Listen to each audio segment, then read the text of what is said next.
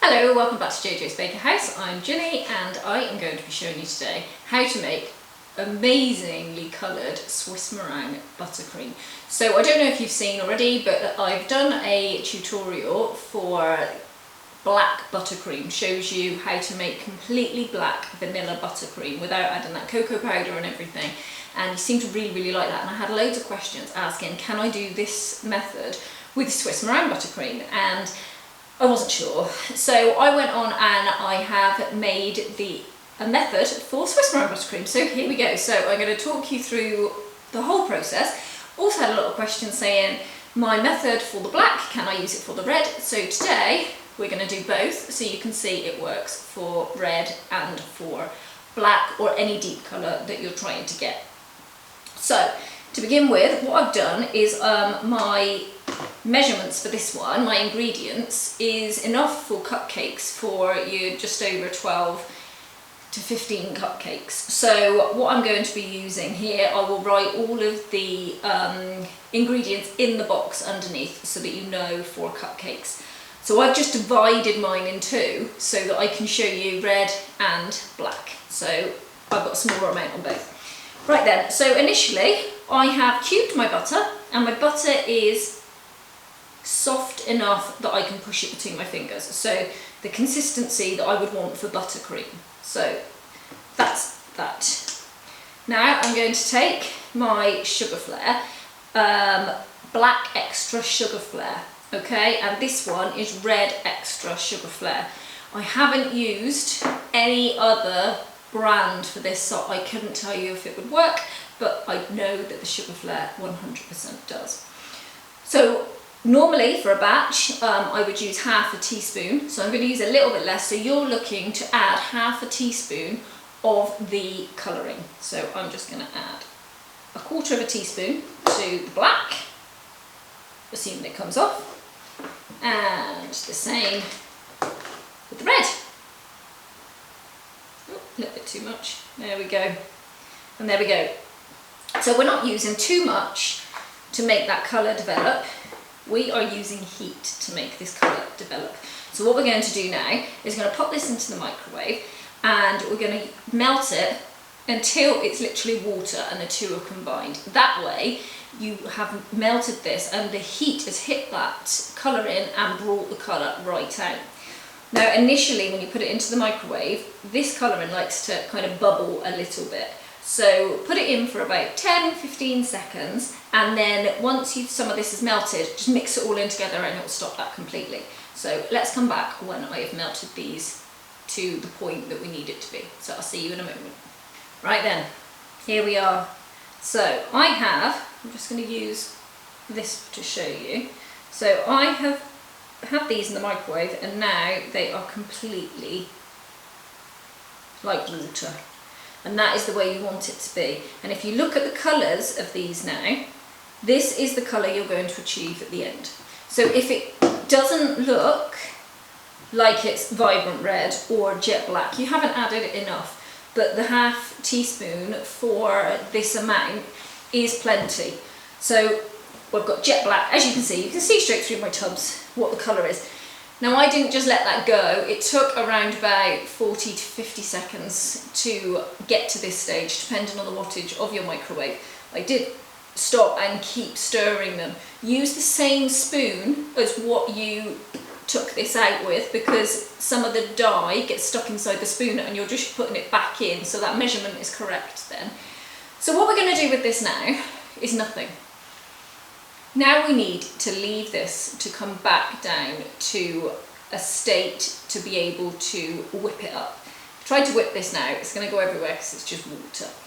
So I'm going to leave it on the side, and then about every 20 minutes go and stir it, because what you're going to notice straight away is it's going to separate, because what we've done is we've changed the structure of the butter by melting it, and it's going to separate. So we need to just stir that back in again each time. So if you walk past and you have a look and you see it's separating, mix it back in again. Just keep mixing it back in every time you walk past it, and that way it makes the process easier. If you wait, it separates and separates and becomes really, really hard on the top and it won't mix back in properly. So this is a really important stage. So leave this over on the side. It's probably going to take about an hour and a half. Now, if you want to put it into the freezer, you can. Once it's cooled, obviously you can't put anything warm into the freezer because you change the temperature of the freezer and food will start boiling. So if you want to pop this into the freezer once it's cooled, you can, or you can put it in a water bath, so some ice, and then that won't touch anything in your fridge or your freezer.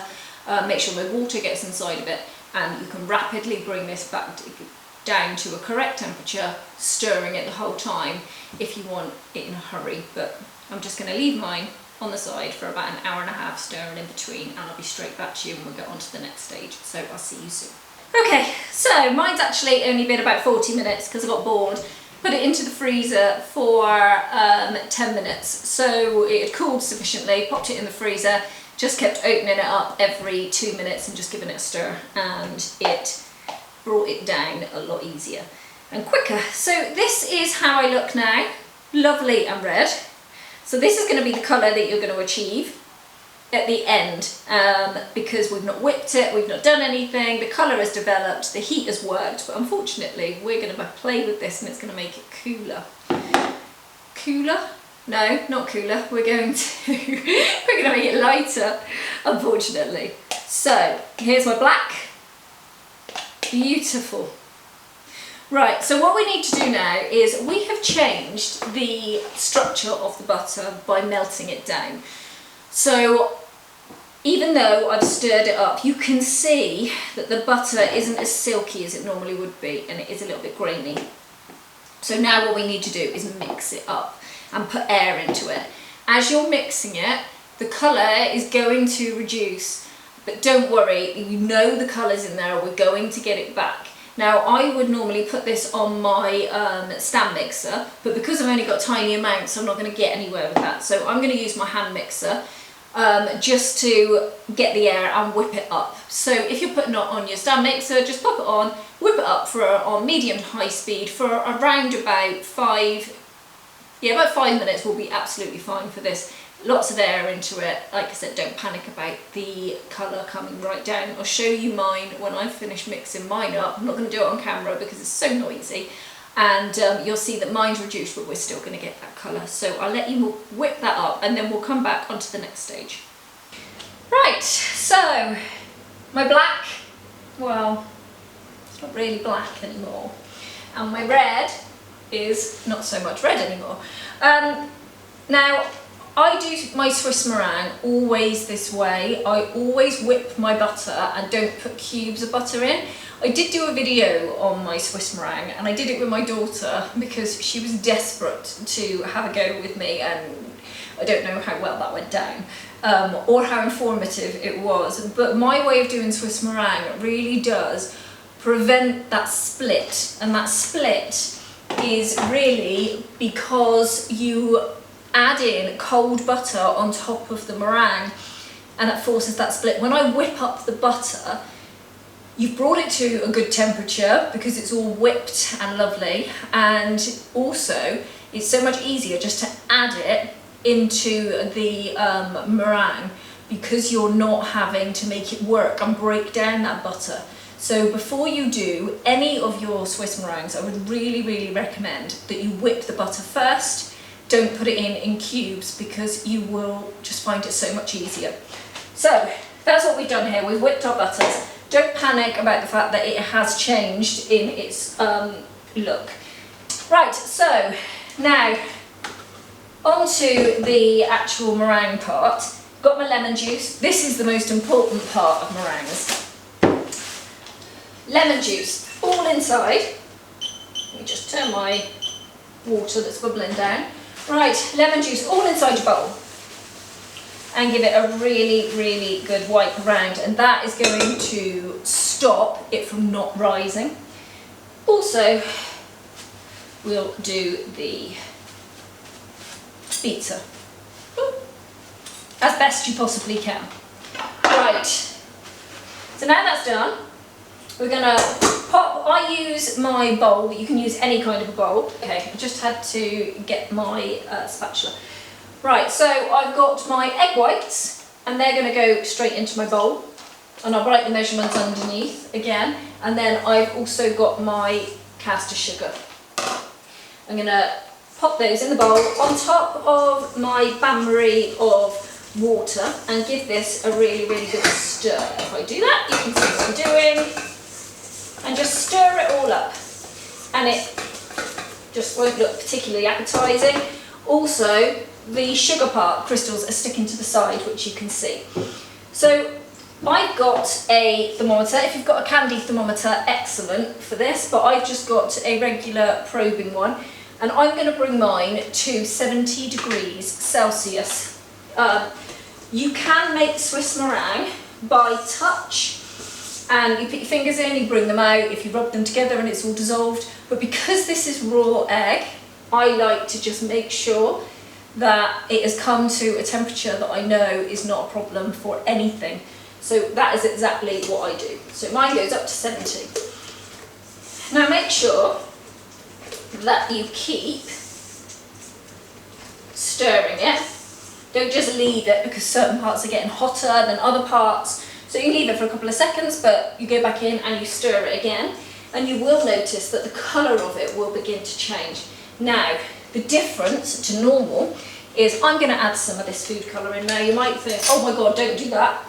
But this works. Now I am adding the smallest amount in here, so probably 1/8 of a teaspoon of that black into those meringues there and mix it around. Now, don't forget you've got that heat, so the intensity of this black is really working. It will beat up. It will make meringue. It doesn't not make meringue, so don't panic. Now the reason I'm doing this is because I'm putting the tiniest amount in, because we don't want to change that taste. The whole point of this, we're not adding loads and loads of the food colouring, but the reason I have added some in is because when we add this to pure white meringue, it's going to be harder to get, so we're adding some of the black to the black. So it does make sense. So we're going to keep stirring this around, making sure that it comes right off the edges. Just turn that there so you can see there. Right, and I'm going to keep going with this. Let's have a look, see what temperature I'm at now.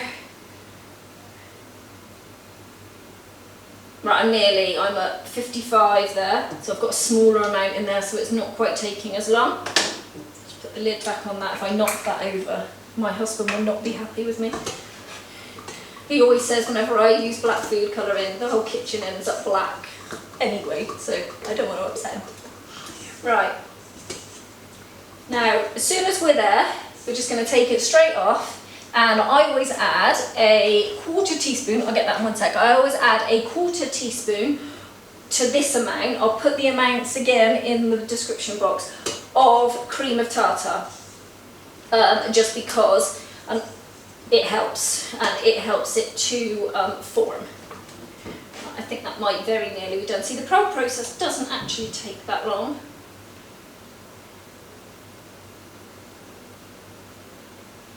Yeah, well I'm at 65 there and it's rapidly coming up. So when you've got your water in the bottom, make sure that the water's not touching your pan, mind, because it makes the outside too hot and it can build the condensation up a lot more. So just make sure it is a bain-marie and you've got the pool of water, a little bit for space, and then you have the bowl on the top.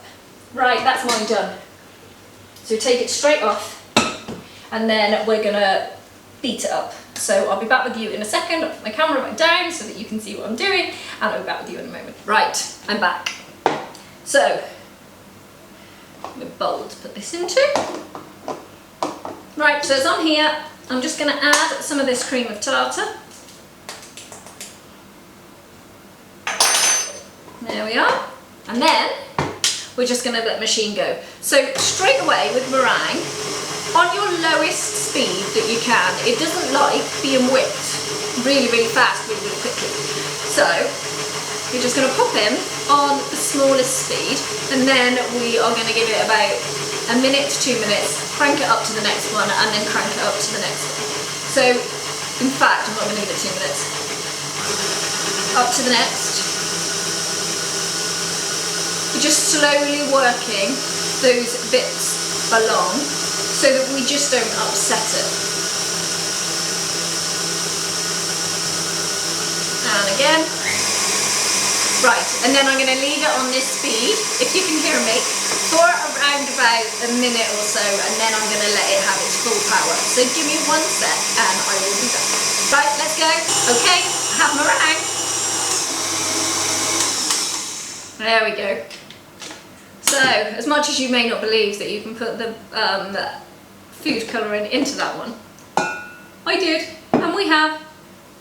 And I'm not putting it over my head, but we have meringue. So as you can see, we put so much air into that is no longer black. It is as light grey as you could possibly get, but that's fine.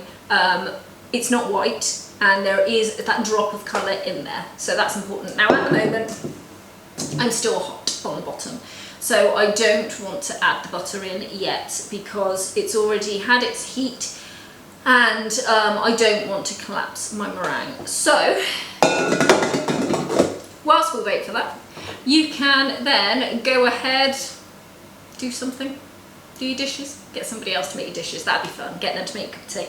Right, make sure you keep stirring your butter around. It's still darker than you would imagine, okay, and this is what we're going to add. So I've just realised, because I'm extremely clever, that I halved everything to do black and red, and I've added all of my black to all of my meringue. So now I have half this amount and a full amount of black. So I'm going to have to half this off to use with this, and then I'm going to have to go now and make some more meringue so that I can do the red lot for later. So whilst you're waiting for yours to cool, I will be busy fixing my stupid mistake. So I will see you in a bit when I've remade all of my meringue with red in, which I should have done in the first place. So I'll see you in a minute. I've divided that. I took away half and left half in here. So as you can see, that's only half my mixture now. So now I'm cool, and we are going to add the black. So pop the bowl on. And then just, because this is only, it's whipped up, it does make it so much easier. So we can just pop it in through the top. Don't be worrying about how much you add. Just add it in a few bits so long as it mixes up.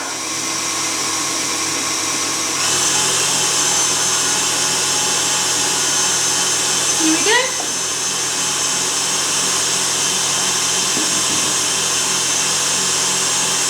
It's not struggling with that butter because it's not having to cut through it. The only thing it can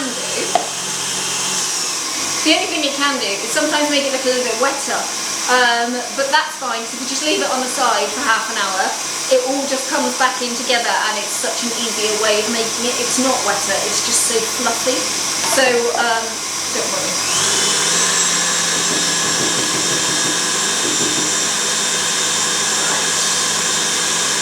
Make sure you get all of this.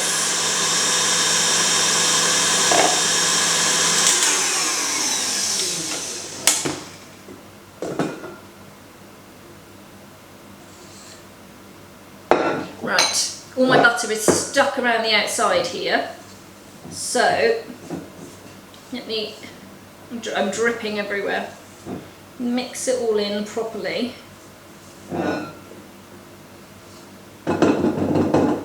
Let that go again. Okay,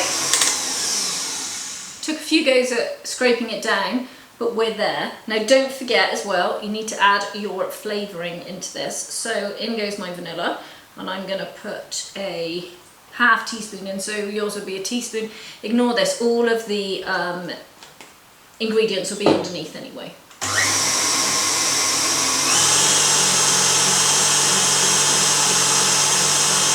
Right. Okay, so it's 4 hours later, and I am happy with the colours of these. They have deepened really, really well. I've popped them into a piping bag so that you can see. Now when I took them out of the fridge, and for the last hour I placed them on the side just because they'd gone quite hard, and when I started stirring them up they curdled. Now don't panic, if any Swiss meringue curdles, the moisture's got into it because of the condensation from the fridge. So what I do then is fill up a saucepan, make a bain-marie just the same as what we did to make the Swiss meringue, pop in this mixture and stir it around just until it comes back together and take it straight back off the heat. It's not going to heat, it's not going to ruin it because it's not getting really hot. You're just subtly adding that steam. So just do that bain-marie, give it a stir around and it come back to perfection. So here we are. So there is our completely black, silky smooth Swiss meringue.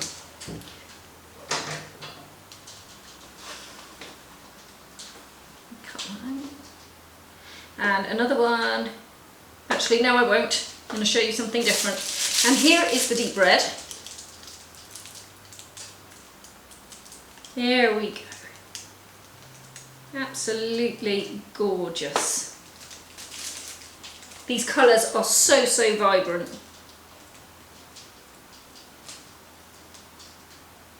Takes a little bit of patience to get this right, obviously. But it's so worth it. Now what I'm going to do is I'm just going to cut off the bottom of these and then pop both of these into this piping bag, at the same time pushing down equal times. Here we go. Let me just quickly on the side until I'm happy. Lovely. Right, and then I'm going to pipe this red and black double amount. There we are. That is absolutely lovely. So again, at the front here so you can see, and there we are. Absolutely gorgeous effect between the two, perfectly deep colours, and that's how we do Swiss meringue buttercream in 4 hours to a massively deep colour. So I hope you've enjoyed this, I hope it's helpful for you, and I will see you soon. Take care, bye bye. Alright Robbie, you can speak again. Smell that coming out. Okay, this is done. Right, so don't worry, it's very grey.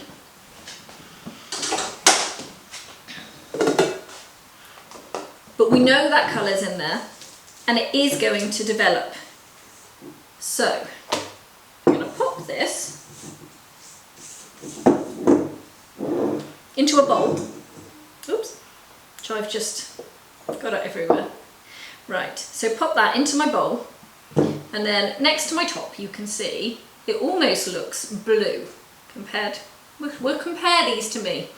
So now there is nothing else we can do with this. We have beautifully light, fluffy buttercream there. There we go, just like you would expect Swiss meringue to look. Really nice, okay? But we don't have the colour. But that colour has had so much heat in it, it's in there and it is going to develop. So we're going to wrap this in a bit of cling film, we're going to pop it into the fridge and we are going to leave it there, and in 2 hours time you'll be amazed at the difference. We'll do a my top comparison in 2 hours time. So this is a pretty foolproof way of making jet black Swiss meringue buttercream. Now I'm going to go on and finish off my red. I'm going to go and remake some meringue, obviously, because I made a mistake.